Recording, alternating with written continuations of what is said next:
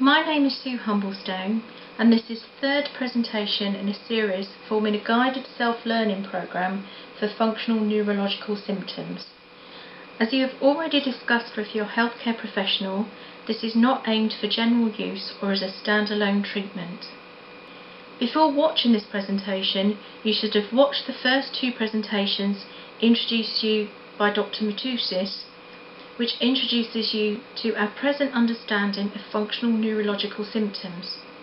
This session introduces you to the idea of goal setting and how it is a useful tool in helping you make positive changes in your life.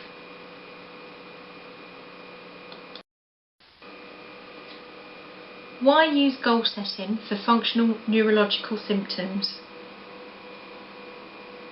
You may associate goal setting with business environments. Whilst it is indeed used in many settings other than health, the general principle of getting to the desired outcome by breaking the task down into smaller achievable goals remains the same. Setting goals has proven to be an effective tool for neurological conditions and is used in many rehabilitation settings.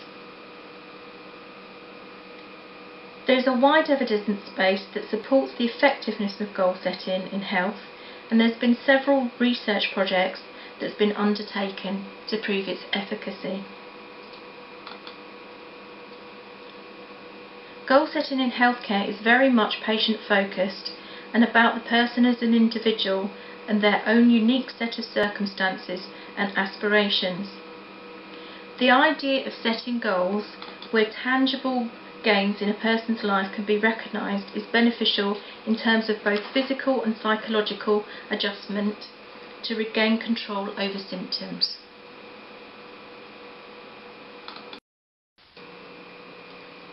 Thinking about your current situation as a whole can be overwhelming.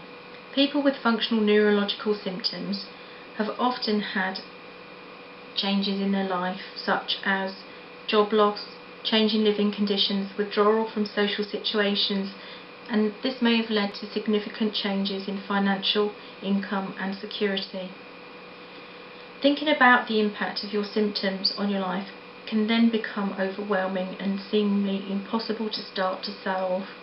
However, breaking them down into smaller chunks can make things easier to cope with.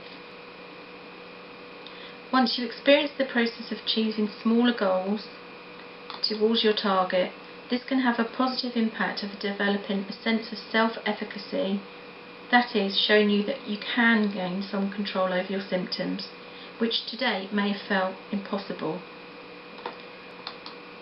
The smaller the chunks or goals gives clear, more achievable steps in the right direction. Reaching these goals prompts positive feedback.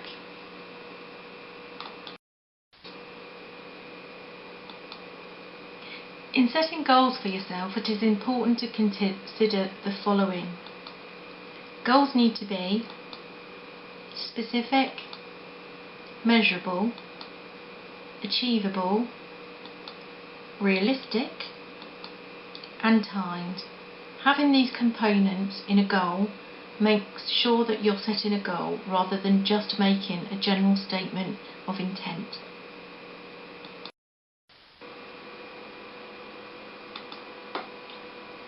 Your goals are about you and your life and must be related to something that had significance for you.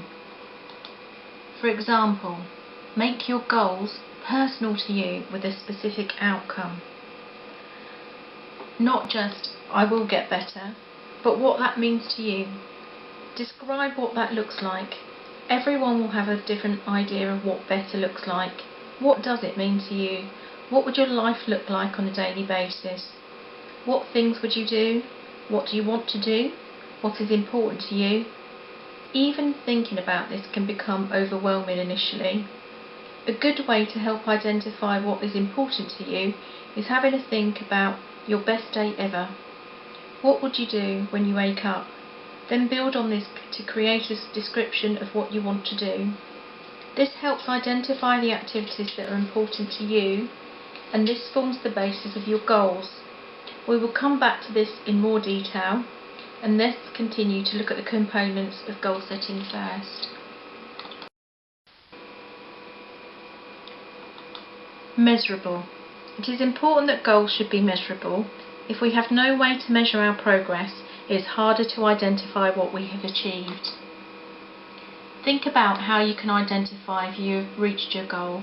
This also allows you to grade your progress.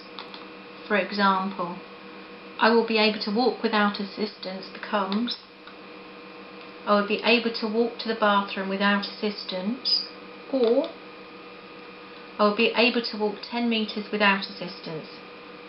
These can then be graded. Goals should also be achievable or attainable. Think about what you have control about.